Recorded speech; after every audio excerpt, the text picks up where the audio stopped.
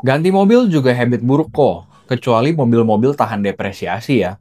Tapi next deh, kok ngerasain duit kemana ya? Taunya gara-gara gonta-ganti mobil. Intinya, gaya jangan dibanyakin sih, walau udah punya puluhan miliaran. Oke, mari kita bahas komen yang ini. Welcome to I Wish I Knew It Earlier, episode ke-3. Nah, buat komen yang barusan, gue ada setuju dan gak setujunya nih. Pertama-tama kita bahas dari setujunya dulu ya. Gue setuju kalau gonta-ganti mobil itu adalah sebuah habit yang buruk, atau habit yang kebiasaan yang kurang baik untuk finansial ya. Karena gini, dengan gonta-ganti mobil terus-menerus, kalian akan mengalami hal-hal negatif seperti satu, depresiasi keuangan. Kemudian yang kedua, kalian tuh bisa mengalami endless money pit atau lingkaran setan yang bikin kita tuh keluarin duit terus-menerus tanpa kita sadarin. Yang pertama kita bahas dari depresiasinya dulu ya. Gue setuju kalau gonta-ganti mobil itu adalah habit buruk karena dengan mengganti mobil berarti kita akan mengalami depresiasi. Buat yang belum tahu, depresiasi itu adalah penurunan harga atau value uang yang kalian keluarkan dari yang value-nya A jadi minus A. Contoh, kalian beli mobil 300 juta, pada saat nanti kalian jual, mobilnya cuma dihargain di 100 juta. Berarti kalian akan mengalami depresiasi keuangan kalian itu sekitar 200 jutaan. Di kehidupan ini kan pasti kita maunya uang itu naik ya. Maksudnya nilai uang tuh bertumbuh, bukannya malah menurun. Hubungannya, depresiasi ini kalian akan alamin kalau mobilnya kalian jual. Tapi kalau mobilnya kalian nggak jual, sebetulnya kalian nggak akan ngalamin yang namanya depresiasi. Karena mobil itu kan kalian pakai terus. Nilainya tetap jadi sebuah mobil aja. Terus-terusan kalian pakai dan kalian anggap mungkin sebuah aset ya. Ya mobil, transportasi gitu. Di saat kalian jual, gonta-ganti kan perlu jual beli ya. Pada saat kalian jual, barulah kalian akan mengalami yang namanya depresiasi.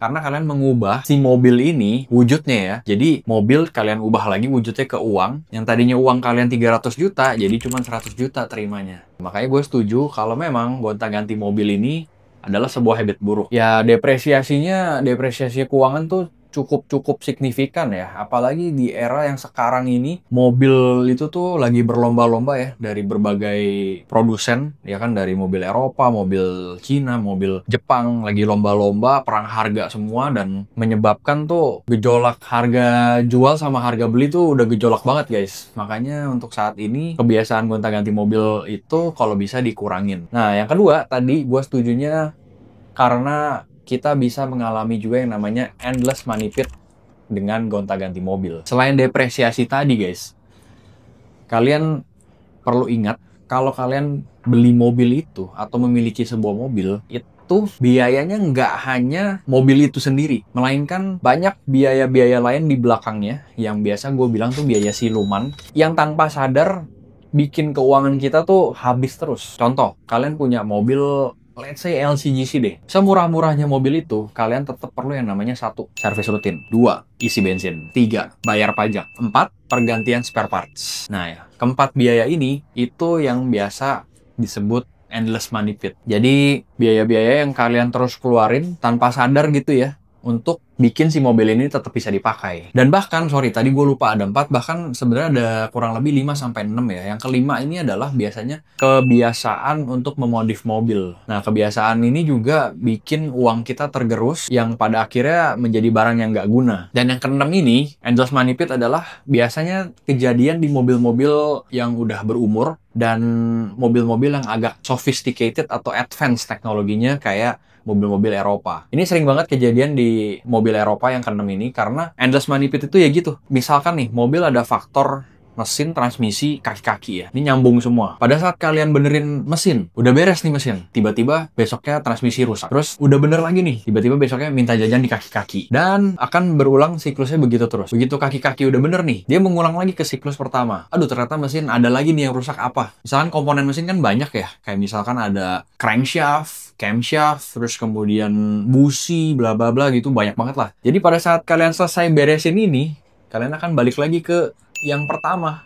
Makanya ini akan disebut endless money pit, lingkaran setan. Keluarin uang yang nggak habis-habis, yang sebetulnya bisa dialihkan ke yang lain yang lebih berguna gitu. Nah makanya gue setuju dengan komenan yang tadi, gonta-ganti mobil itu adalah habit yang buruk buat kalian yang masih belum sadari ya. Karena ini berdasarkan pengalaman pribadi gue sendiri. Satu, gue udah mengalami yang namanya resale value sebuah mobil itu drop. gue beli mobil baru di angka 300 juta, let's say. Tiba-tiba tahun ini cuma sisa 100 jutaan. Yang mana sebetulnya mobil itu kalau nggak gue beli juga nggak masalah.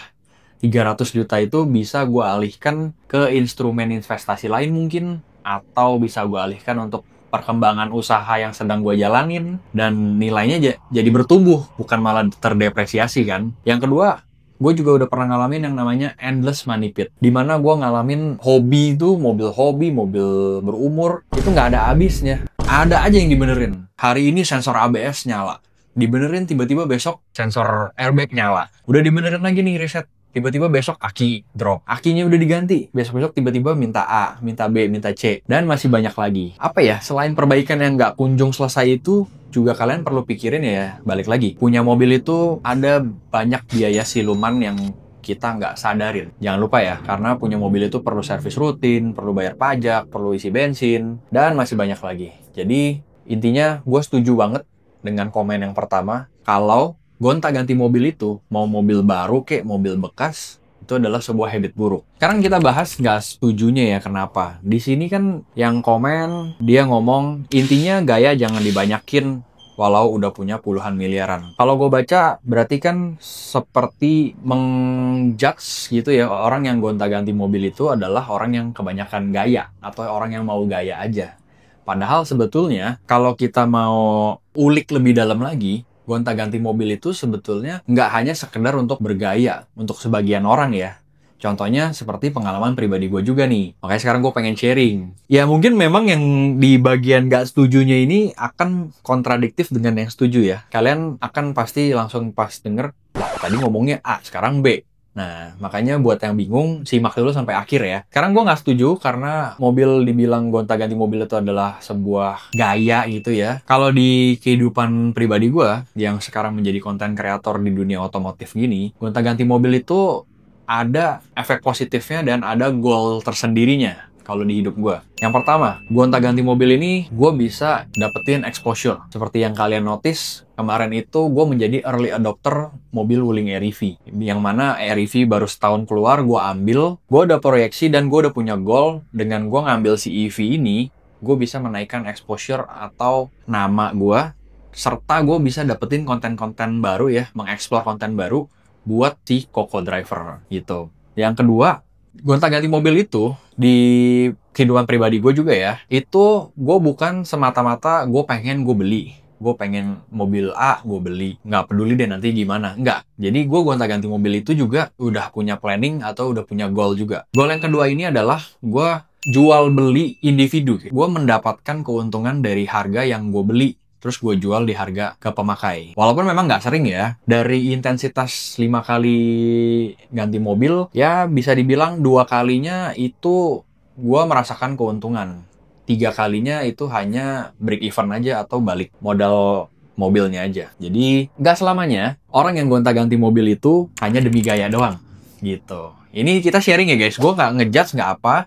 Diingetin juga gue terima kasih banget karena udah ada reminder juga dari ini, tapi gue pengen sharing aja opini dari pribadi gue juga. Jadi gonta-ganti mobil itu nggak hanya sekedar gaya, tapi kalau di kehidupan gue, satu, gue berhasil menaikkan exposure Coco Driver karena gonta-ganti mobil. Jadi gue udah planning tuh, oke, mobil apa nih yang mungkin akan viral, yang mungkin bisa menunjang konten gue, akan gue beli gitu. Kemudian yang kedua, dari gonta-ganti mobil itu juga gue bisa mendapatkan sedikit lah keuntungan. Misalkan contohnya kalau kalian ngikutin tuh, kemarin gue pernah beli yang namanya Volkswagen Golf ya, PW Golf. Itu ini contoh ya, contoh gue belinya di 100 juta, setelah gue pakai konten, gue naikin nama lagi, gue dapat exposure, kemudian gue jual lagi, ternyata gue masih bisa menjual di angka 105-110 juta. Nah, gue ada surplus lagi di situ. Makanya balik lagi, gonta-ganti mobil itu nggak selalu melulu sama korelasinya orang mau bergaya atau gengsi. Jadi kesimpulannya, inti dari segala inti, kalian pasti bingung nih. Ini si Coco tadi bilangnya A, terus tiba-tiba B. Kontradiktif banget kan? Kesimpulan dari yang pengen gue sampaikan, di video ini gue nggak mau ngajarin atau ngejudge kalian kalau gonta-ganti mobil itu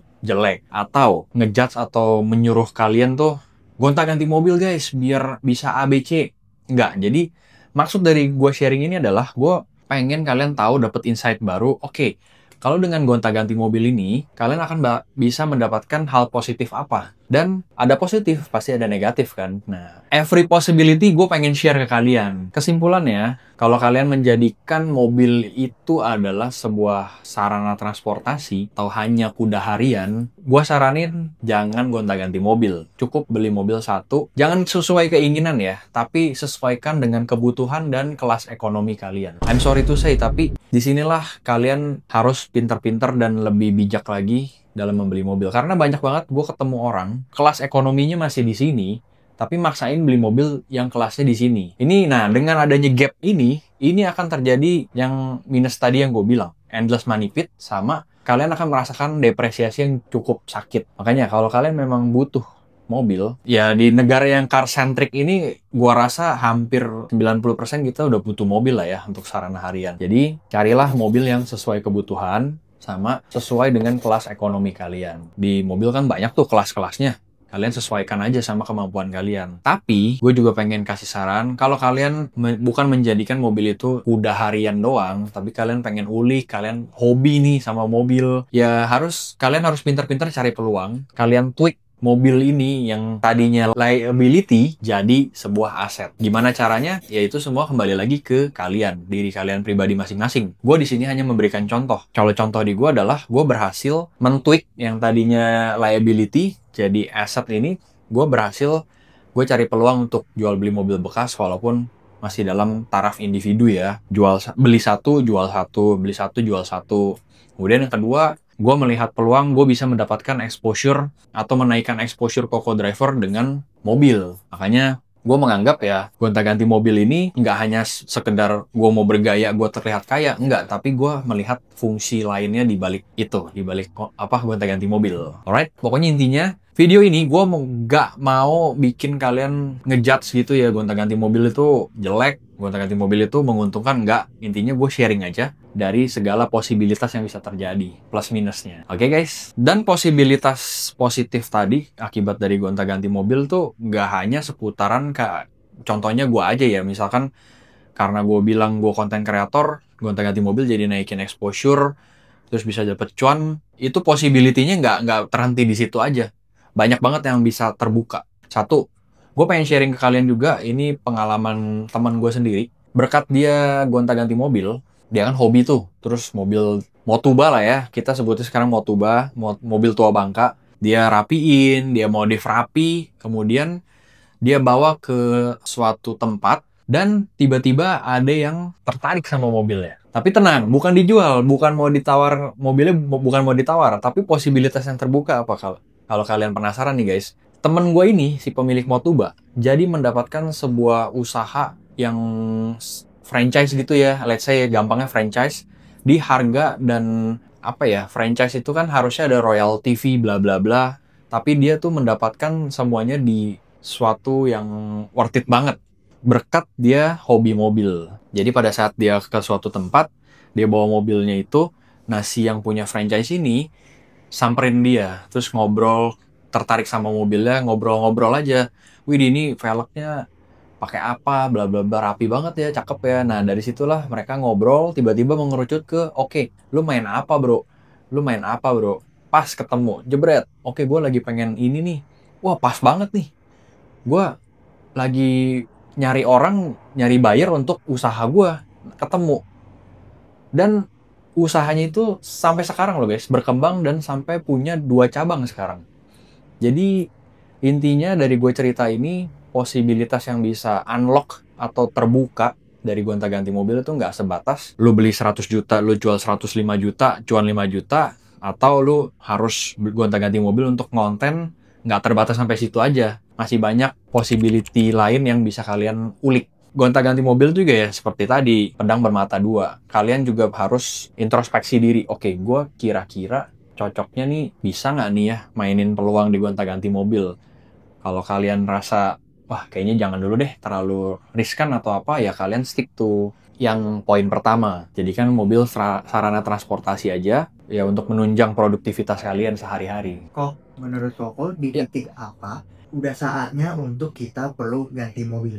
Oke, di titik apa ya? Sebenarnya semua balik lagi ke kebutuhan. Ini ada pertanyaan dari kameramen nih, seru nih dijawabnya. Di titik apa kita saatnya ganti mobil. Ya balik lagi ke latar belakang kalian. Kalau kalian seseorang yang melihat mobil adalah kuda harian doang, sarana transportasi dari A ke B, biasanya gue rekomen ya, ini hanya rekomendasi, ganti mobil itu saat mobil kalian sudah habis masa garansinya. Gue selalu rekomen kalau kalian ini yang butuh mobil sebagai kuda aja, selalu ambil mobil baru. Kemudian kalau pertanyaannya yang tadi, ya kalian mau ganti pada saat masa garansinya sudah habis. Jadi kalian nggak merasakan puyengnya tiba-tiba mesti jajan A, jajan B, jajan C gitu. Biasanya yang dilakukan, hasil gue ngobrol dari beberapa klien gue di Finance Car Care, orang-orang middle upper class, mereka melakukan itu. Gue beli mobil baru, gue nggak mau pusing. Setelah 5 tahun masa garansi habis, langsung gue jual. Beli lagi yang baru. Dengan begitu, gue menghindari pusingnya ngeladenin mobil ke bengkel. Menghindari endless money pit. Tapi memang drawback-nya atau trade-off-nya, gue akan mengalami depresiasi. Yang mana ya sudah lumrah lah gitu. Makanya tadi balik lagi ke yang pertama gue bilang, belilah mobil sesuai dengan kelas ekonomi kalian. Kalau kalian sudah mencapai di middle upper class, gue rasa sih depresiasi itu bukan sesuatu hal yang perlu dipikirin banget ya. Nah, kalau kalian yang seperti gue, oportunis lah ya, mungkin kalau orang bilang, saat yang tepat untuk ganti mobil itu adalah ketika mobil ditawar dan ada cuannya, gitu Jo. Jadi kalau oportunis kayak gue nih, gue tuh beli mobil tuh maunya selalu bekas. Jadi gue beli di 100 juta nih, gue pakai konten bla bla bla bla sambil gue pasarin. Gue beli di 100 juta. Gue posting dulu nih di 105, tiba-tiba ada yang nawar, bro 103 deh. Udah ada cuan nih 3 juta. Ya udah, itulah saatnya gue jual. Akhirnya gue ganti lagi ke yang lain. Gue ulik lagi. Kalau gue pribadi sih gue selalu maunya beli mobil yang bekas. Karena ya itu, gue menghindari yang namanya depresiasi sama gue bisa bermain di kesempatan-kesempatan yang udah gue sebutin tadi. Gitu Jo. Menurut Koko, selain karena gatelan, apa yang bikin orang tuh termotivasi untuk ganti mobil sebelum waktunya? Itu dia. Jawabannya ada di komen tadi. Gaya atau gengsi. Maka dari itu gue bikinin video ini supaya untuk saling ngingetin ya. Bukan menggurui, tapi saling ngingetin bahwa jangan gonta-ganti mobil itu hanya karena gaya atau gengsi. Nah, kalau kalian punya goal lain atau kalian sudah punya rencana lain di balik gonta-ganti mobil itu, ya itu menurut gue positif ya efeknya. Tapi kalau kalian bener-bener punya goalnya cuman satu tok nih, gue mau gaya biar dilihat tetangga gue, tiba-tiba gue hari ini bawa Agya nih, ya kan, besok tiba-tiba bawa Fortuner, gaya gue bos, dianggap orang kaya. Tapi dengan beli Fortuner itu, kalian mengorbankan segala hal, segala cara, ya kan, kalian mungkin kredit tenor panjang, DP minim, kemudian kalian nggak punya goal lain, mungkin Fortunernya udah pokoknya dijogrokin aja di garasi. Gua rasa itu akan menjadi efek yang negatif atau bumerang yang lumayan sakit ya. Kecuali kalian memang udah maksain beli Fortuner, terus kalian punya goal lain di balik itu. Oke, dengan gue beli Fortuner ini, walaupun memang gue motivasi awalnya pengen bergaya nih, biar dilihat orang kaya. Tapi di balik itu kalian bisa manfaatin si Fortuner ini untuk apa? Mungkin ngangkut barang, ya kan? Mungkin kalian join Lalamove, atau kalau yang gue lihat tuh di aplikasi sebelah banyak banget yang jadiin Fortuner buat ngangkutin sawit. Kan itu menghasilkan, produktif jadinya. Atau bahkan mungkin ada beberapa rekan gue juga, rekan driver online, sengaja beli Fortuner untuk narik taksi online. Dengan harapan bisa narikin yang kelas premium, yang luxury. Jadi argonya tuh lebih gede-gede. Nah, makanya pertanyaan kameramen gue, apa motivasi selain karena umurnya ya gaya atau gengsi. Akhir kata, gue berterima kasih dengan yang komen, Gala Nusantara, sudah diingetin bahwa gonta-ganti mobil itu adalah sebuah habit buruk. Dan gue memang sudah mengalami efek negatif dari gonta-ganti mobil itu. Satu, gue mengalami yang namanya depresiasi keuangan. Yang kedua, gue mengalami juga yang namanya endless money pit.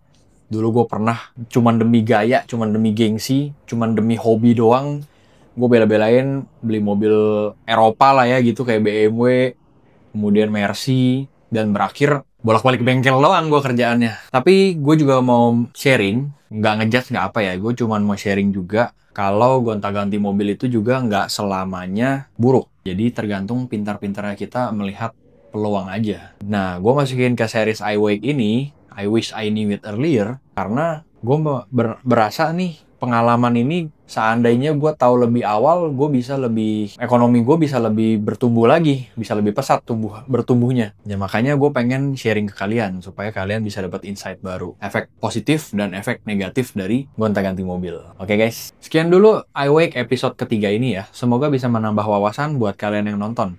Dan kalau kalian punya yang namanya pendapat lain, opini lain, silahkan sharing aja di kolom komentar. Dan juga kalau kalian punya ide atau pertanyaan lain yang pengen gue bahas di episode berikutnya, sharing juga atau tulis juga di kolom komentar. Oke guys, thank you for watching semuanya. See you in the next video. Bye!